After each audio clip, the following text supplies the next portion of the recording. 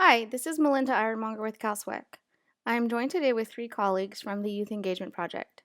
Alyssum McGuire, a project coordinator, Alexis Berries, a project associate, and Allie Arnold, an ambassador. They will be providing information in today's webinar for youth regarding the Continuum of Care reform, commonly referred to as CCR or AB 403. I'm going to turn it over to Alyssum, Allie, and Alexis to get started. Hi, I'm Alyssa McGuire.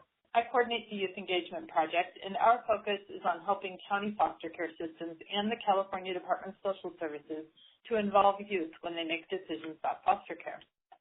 YEP ambassadors, who are current or former foster youth, are in California counties across the state, and they work with leaders in their counties on different projects to help improve foster care. Ambassadors also share their experience with the California Department of Social Services in meetings and by suggesting improvements on different documents. And last but not least, we've been fortunate to partner with other youth organizations to bring youth voice to the table. We are really happy to be able to help get the word out about Continuum of Care reform. We know there are a lot of questions and there's some confusion too. So today we will give you an overview of Assembly Bill 403 and Assembly Bill 1997, also known as Continuum of Care Reform, or CCR. So when you hear the term CCR today, we're talking about Continuum of Care Reform. This presentation is meant to be watched and listened to at the same time. There are some sections that won't make sense if they're only read or only listened to. So we encourage you to both watch and listen. And I want to thank Alexis and Allie for helping Continuum of Care Reform make more sense today. And also thank you to our partners at the California Department of Social Services and to our interns from UC Davis for helping put this presentation together. The Youth Engagement Project is creating a handbook to go with this presentation, and it will be posted on our website at www.cfpic.org/projects/YEP when it's ready. We think it's important to let you know up front that Continuum of Care Reform passed last year as AB 403, but updates to the law, like AB 1997, for example, will keep coming. So the information we share today could change as the laws change. Another important thing is that we and the counties are still working out the details of how Continuum of Care Reform will be put into action. They're relying on ideas from people like you to figure this out. Suggestions from youth and from others may change the way Continuum of Care Reform is carried out. Let's quickly talk about what we're covering today in the presentation. I'll start by mentioning that there are some technical words that you wouldn't use every day, but we will explain what the words mean. This presentation is broken into 8 sections, and there's a lot of information. You might want to just watch 1 or 2 sections at a time and give yourself breaks in between or stop and talk with someone about each section.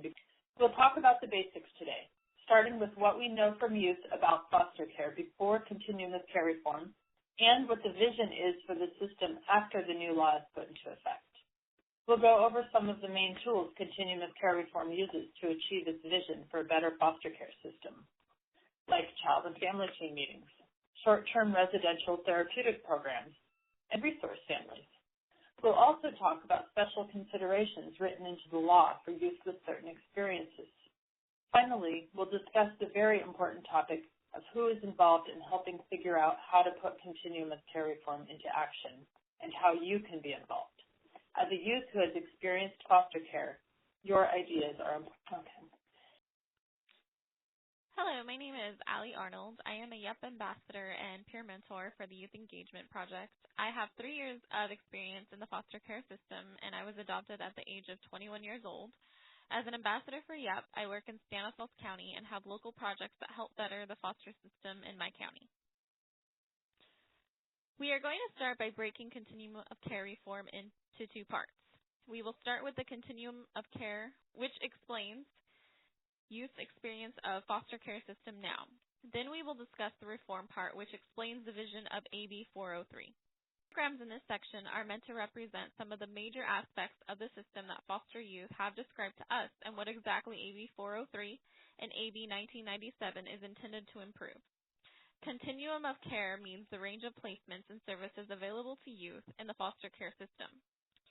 The red circles represent the many different types of placements ranging from group homes to foster homes, relative caregivers, etc. Then there is the rectangle, which is what the arrow is aiming for, which is permanent placement such as returning to birth family or adoption, and independence as when youth leave the system. The green arrows represent all the different kinds of services youth in foster care receive, like medical care, schools, therapy, etc. Right now, different homes offer different types of services, so services are currently based on where youth live. This means that if youth need a different type of service than the one that is offered where they are living, often they have to move to a new place where the service that is needed is offered. One reason this can be an issue is that it becomes difficult for youth to build strong, trusting relationships with providers such as therapists, doctors, if they are constantly moving to new places with new providers. For example, if a youth has a mental breakdown and the foster family they are placed with doesn't have access to services that the youth needs help with, the youth would have to move somewhere they have the services that are needed. The purple circles represent coordination of services, meaning how all the services the youth and family receives work together. There are different systems that youth and their caregivers have to work with, such as education, probation, mental or behavioral health, and others. Social workers assist with this, but youth and caregivers still struggle with navigating all these systems. On top of figuring out how to work with all those systems, youth often have to move back and forth so many times that it is even more difficult to coordinate services. For example, if a youth is taking psychotropic medications and has to relocate to a new placement and something goes wrong, the youth's new medication information may not follow them. This could cause health issues if the youth is treated and given the wrong medication. These are the kinds of things that sometimes become problems with youth, family, and all the service providers trying to keep up with many moves to new places. Keep in mind that these diagrams represent the way many youth have explained the foster care system and how it feels.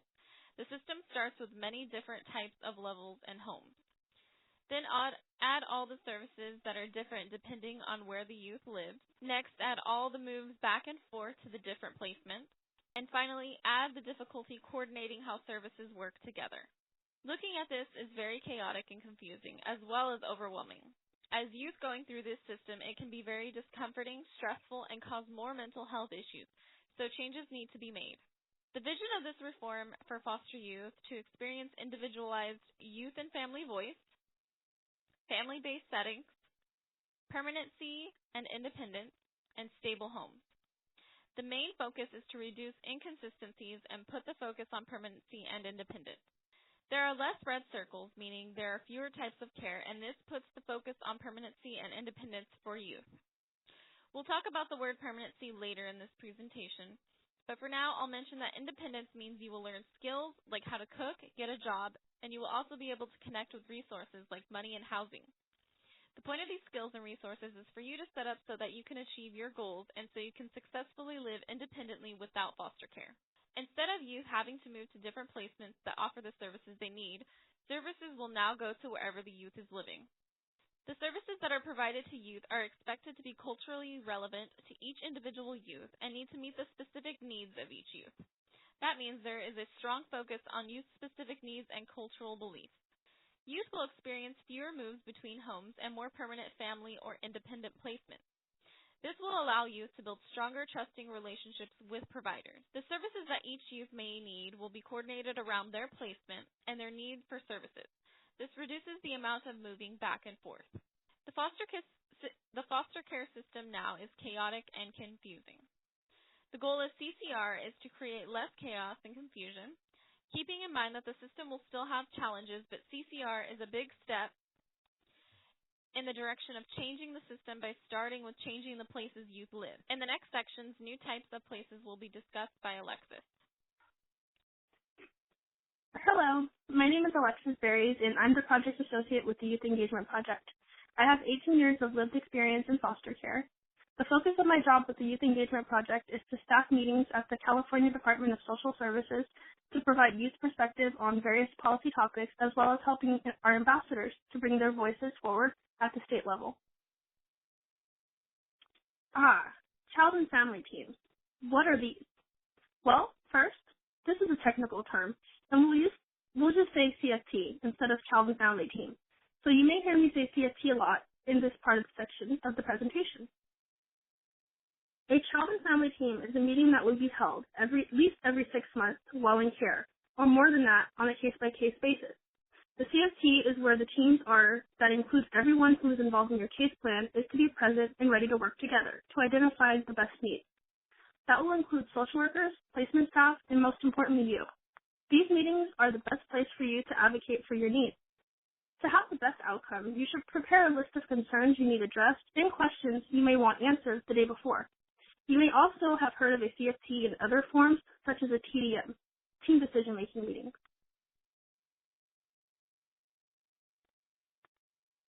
Another main purpose of a CFT is to make sure that the families and youth are involved in making plans and evaluating their needs.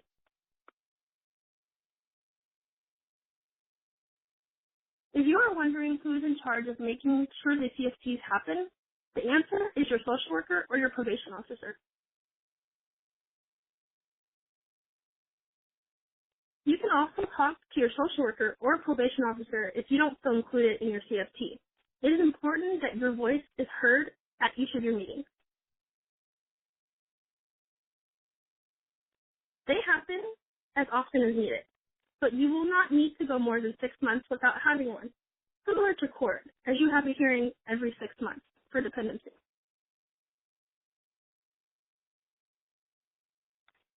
If you are having certain mental health issues and your needs maybe need to be addressed sooner, a CFT can happen at least every 3 months. Your social worker or probation officer will know if your situation requires meetings in this time frame.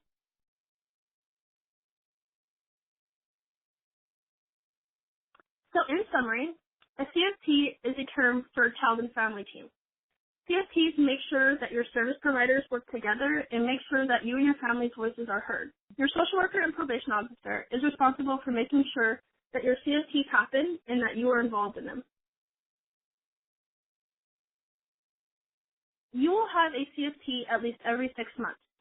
You may also have a CFT every 3 months.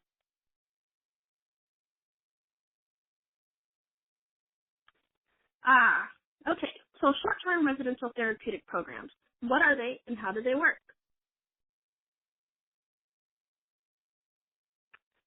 STRTP, formerly known as group homes. Now they will be referred to as short-term residential therapeutic programs. But they won't just be changing the name of the STRTP. They will be also making other changes as well. You may find that in the law, AB 403, STRTPs are called STRTCs. They used to be called short-term residential therapeutic centers. The cool thing about the name change is that youth gave input and helped change the name because as youth, we felt that the treatment centers sounded a little bit rehabish. We spoke up about it, and the Department of Social Services listened and changed it to therapeutic programs instead, so it wouldn't make it so stigmatized. So you might wonder why even have an STRTP if continuum of care reform is all about youth getting to live in a family-style home or a permanent place. Why not get rid of group homes altogether and only offer family homes? Well, the reason is that some youth may need a safety net of intense support and services while they're getting ready to live in a family-based setting or into places that they can be independent. Many people have asked, what does that really mean? And are they just changing the name of group homes? And will there be any real changes in how they operate? Well, yes. This is one of the ways that they are expected to make a real change. The law places a heavy focus on youth moving out of STRTPs as soon as they're ready.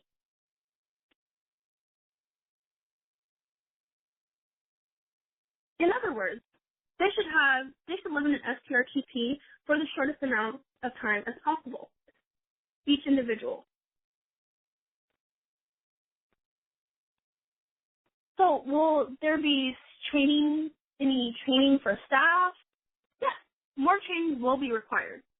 Trainings on how bad experiences affect children and youth, trainings on our rights as foster youth, and trainings on how to make sure that the culture and our personal beliefs are respected.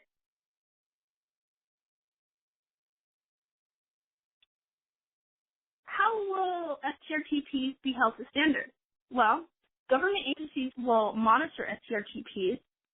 They will do audits and check STRT files, and they can be fined.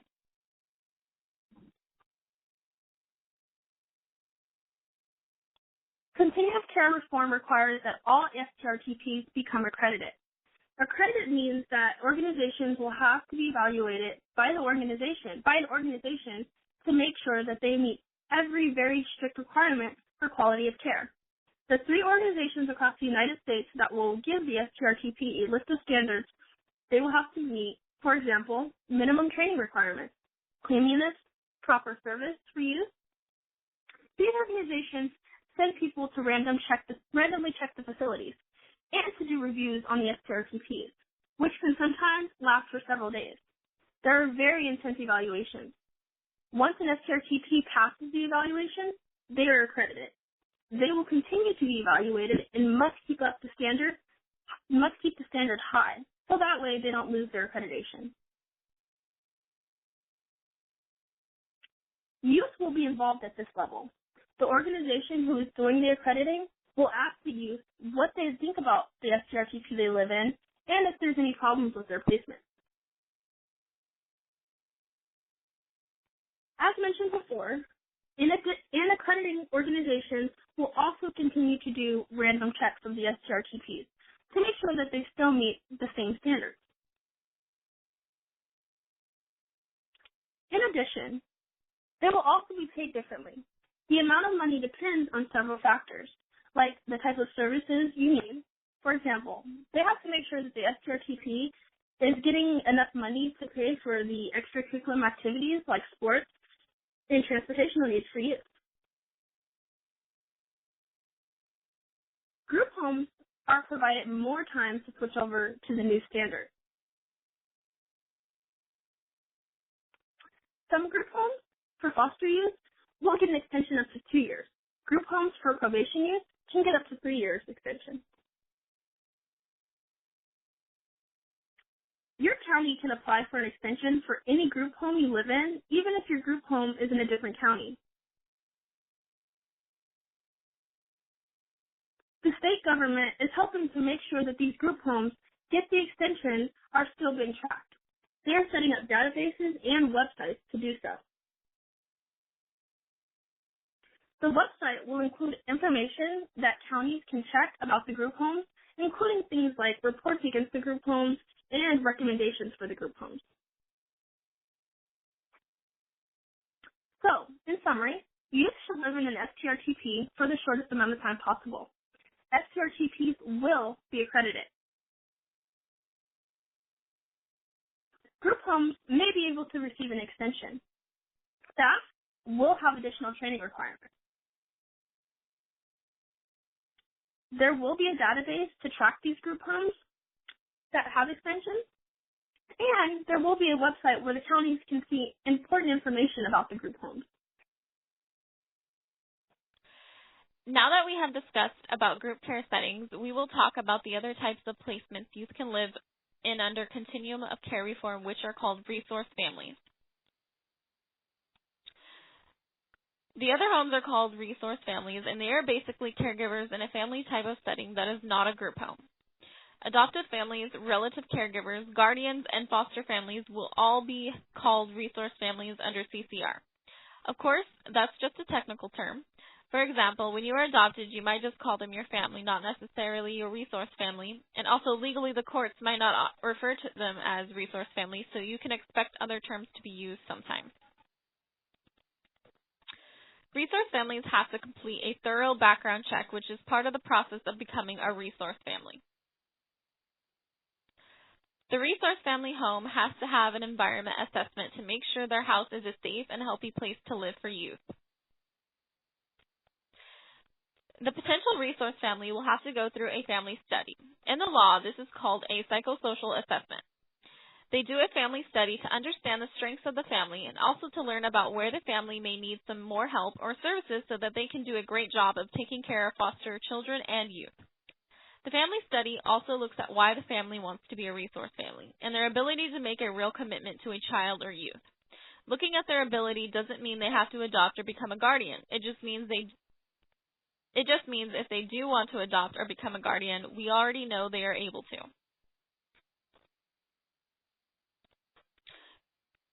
We've been talking a lot about permanency, but what does that really mean? Permanency is another technical term, and it is very, very personal. Some youth will want legal permanency where there is a legal process involved. Some examples are when the court returns youth to their birth family, or when someone has legal guardianship of you. Another example of legal permanency is adoption. Another kind of permanency is relational permanency, and this is when you have a strong connection with someone you want to have in your life forever. For example, you might have a mentor who you know will always be there for you. That is considered permanent connection. CCR doesn't try to tell you which type of permanency is best for you, but it does say that making sure you have some form of permanency is important and that resource families will be part of helping achieve that goal. There will be certain training topics that are required for resource families. For example, some of the training topics include how bad experiences affect children and youth in foster care, how to parent using a positive approach instead of using just punishment, and health concerns that are common for children and youth in foster care. Before CCR, there were processes to become a foster family, a relative caregiver, and an adoptive family. Each had their own steps to go through. With CCR in place, the process to become a caregiver will be streamlined. All caregivers in family-based settings will be called resource families and will all have to meet the same standards. Another important part of CCR is that the steps for caregivers to become a resource family are the same across the table. That means even if you are a relative caregiver or you are a foster family who doesn't want to adopt, you are still required to go through the same process. This should make it easier for foster families and relative caregivers to become legally permanent families. With CCR, the goal is for permanent placements or independence, so this change to streamline the process to become a resource family makes sense. Resource families are expected to support a youth plan for living in a permanent place and having permanent connections. They are also expected to use their best judgment to allow the most normal family life possible and providing a family-style home that meets each individual youth's needs. Resource families are in a family-based setting and will all be called resource families. Resource families can be either related or unrelated to youth. Resource families will have to pass a home environment assessment, a family study, and a background check and complete. All resource families will have to meet the same standards. Even if a resource family is not going to be the permanent family, they will be expected to support the youth plan for living in a permanent place. It will be an easier process for foster parents and relative caregivers to become permanent families. AB 403 and AB 1997 are clear that the vision is not meant for just some youth. It's meant for all youth, including those who may need additional services or supports to achieve that vision. In this section, we will talk about the special considerations that CCR takes into account in order to make sure that youth have special circumstances, can also experience permanent relationships, fewer moves between homes, and life in a family-based setting. Continuum of care reform includes a few extra requirements for people taking care of these youth. The youth that CCR says may need extra services and support to experience the full vision of CCR are youth who have been on probation, youth who have tribal heritage, youth who identify as lesbian, gay, bisexual, transgender, or queer, and youth who have experienced human trafficking, such as prostitution. The technical term for this is commercially sexually exploited children, or CSEC. For the most part, this means that the STRTP and caregivers will be required to get special training on how they handle and learn how to do the best job possible for understanding how to take care of these youth with these experiences. Probation youth get a special shout out in CCR though, because so many probation youth live in a group home that the law has a big effect on their placement. CCR says that probation departments have some responsibility for helping group homes who want to switch to STRTPs or become resource families. Probation departments will also have to advise these group homes about how to provide the services and support that the youth on probation and have probation experience may need. CCR's vision is for most youth to be able to live in a family-based setting, and because most probation youth live in group homes, this means that there will need to be a lot more new resource families for the youth on probation. CCR also gives probation departments some responsibility in helping to find these resource families and to make sure they have enough support. Part of this is to be making sure that the foster care and probation system in small counties and in other counties out in the country have improved so the probation youth and their caregivers get the training and support that they need. CCR requires specialized training for caregivers to make sure that the youth in certain circumstances can still experience the vision of CCR for permanent relationships, stable housing, and individualized care. STRTP and resource families get trainings to provide specialized support to youth with certain experiences. So in summary, probation departments have to advise group homes and other agencies of their needs of the probation youth. Probation departments will also have to help and make sure that there are enough resource families who can make these needs possible for probation youth. Even if a resource family is not going to be the permanent family, they will be expected to support the youth's plan for living in a permanent place. It will be an easier process for foster parents and relative caregivers to become permanent families. The California Department of Social Services realized right away that they couldn't make all these changes by themselves. In this section, we'll talk about who is involved in making decisions about CCR.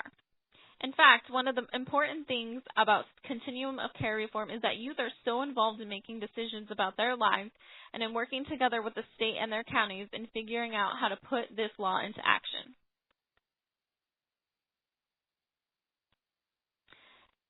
Even before the law officially passed, they started talking with anyone they could think of who would be affected by Continuum of Care reform. For example, the California Department of Social Services has involved youth, caregivers like foster parents and group home managers, probation officers, people working in the school system, tribal representatives, and they also included other people who work at the state and county level. Your voice is important to CCR, but before you get involved, you might have questions or just want more information. There are some places you can get this information. You can use the Contact Us link in the Youth Engagement Project's website and look at the handbook and other information we have about CCR there.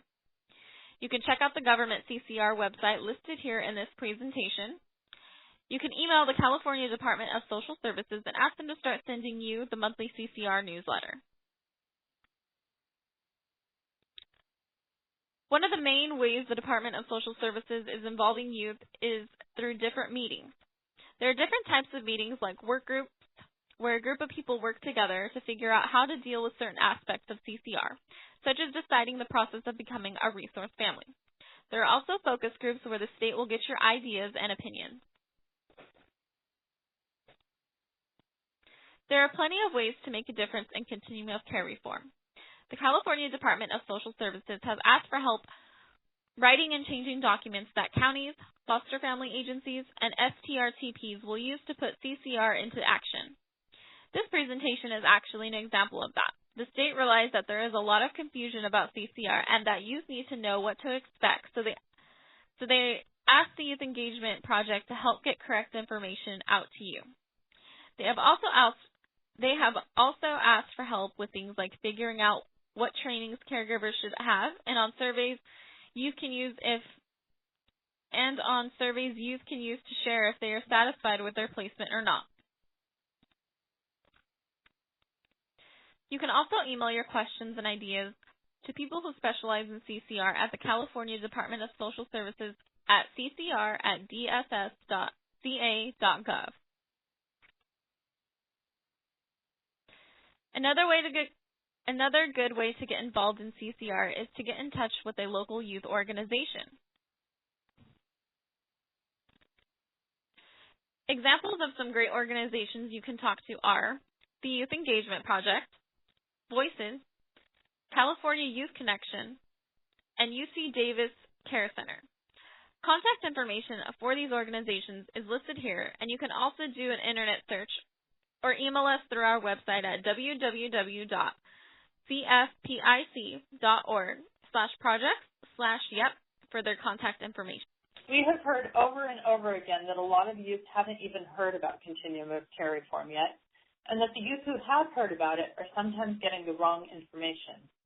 So now that you have all of this information about CCR, you can help get the word out. Gave us some tips about spreading the word, and we wanted to share those tips with you. So here are a few things to keep in mind when you are talking with other youth. First, check in with people you get support from to make sure you are prepared. For example, if you're giving a presentation, practicing first in front of someone who will give you feedback can make a big difference. Second, even if you aren't personally going to be affected by CCR, or even if the youth you are sharing with might not be personally affected, you could be surprised by their reactions. We have been told by several youth that talking about Continuum of Care reform can be triggering, even if that is because it makes you think about a family member or a friend who could be affected. Third, it is best to give youth incentives like gift cards, stipends, trainings, or activities.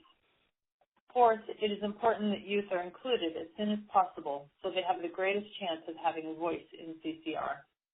And finally, whenever you are sharing about CCR, listening to the youth you are talking with is just as important as giving them the information, so practice active listening. This means really pay close attention to their ideas and questions about CCR. Repeat the things they say to make sure you understood correctly, and look at them when they are talking so they don't think you're ignoring them.